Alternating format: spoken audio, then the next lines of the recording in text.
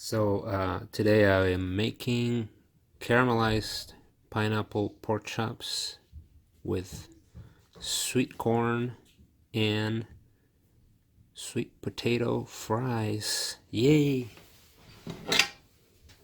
First things first. Gotta get the pineapple ready here. Hey you, what are you up to? Are you hungry?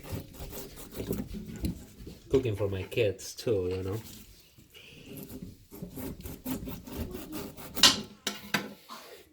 Guess I better pause this, eh? And here we go, stage one completed. I took most of what I caught out of this baby. So now we're gonna take care of those pork chops. Got my equipment behind on the stove. You know, I did put salt and pepper on these guys. That's all I'm gonna do. I don't wanna season them too much because then I'm gonna use the actual pineapple to, sweeten the whole deal. So I don't want to use garlic or anything on these guys. That's kind of my game plan. And this is almost sizzling, so let's see how it turns out. This is actually my first time trying this technique. I like to start with a little bit of extra vegetable oil on this thing. And what I've done is I remove the extra oil right away. In the next 2 minutes, I remove it. The first 2 minutes. This way it leaves, the bare minimum, so that the surface of these chops can cook evenly. That's the way I do it. So I love to let these guys rest here. After I do about 5 minutes on each side.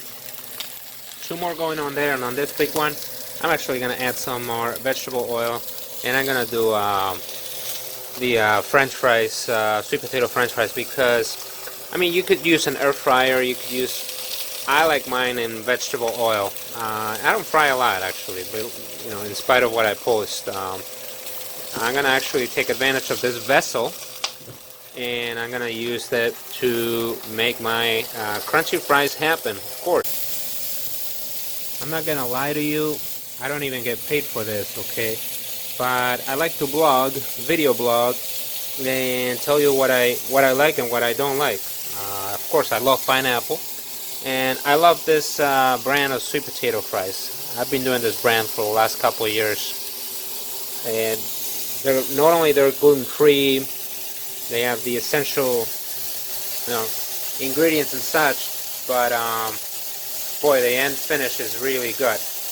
You don't want to fill it too much. You want to actually, in about a minute, I'll be actually flipping these guys a little bit, just so they, from the edges, like right now. Actually, I could probably do it right now. Flip them a little bit. That's how I do it, in a circle, because that'll allow them to cook, and you don't really splatter much, although it's already pretty splatter over here. I like to make them messes. I hate doing dishes though. That's why I gotta take advantage of the cooking vessels. Adds the flavor too.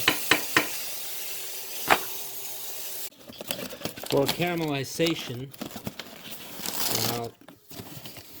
what I was told to do is just get some sugar distributed, okay, and then some thin slices, probably thinner than this, of pineapple, okay, just because you want to get that. You don't want to get the crunchy part of the pineapple too much. Yep, so you're gonna layer it. The rest of the pineapple, the kids are gonna eat it just like that, but this is just for the caramelization process, okay? One of my favorite parts is this one. which I'm just caramelizing the tops. The sugar is burning.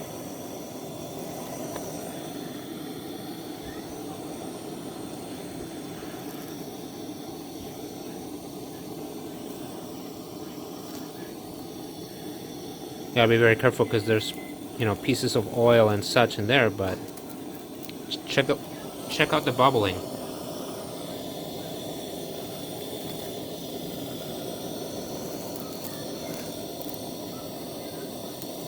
You don't want to burn too much the pineapple, just kind of give it a char.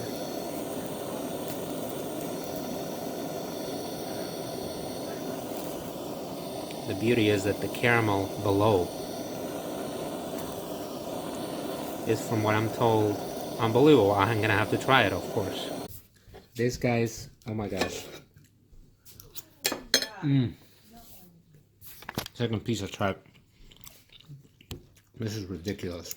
What a dimension to your pork chop. Love it. I'm busy now. I gotta eat this. I'm gonna put you here to look at this guy.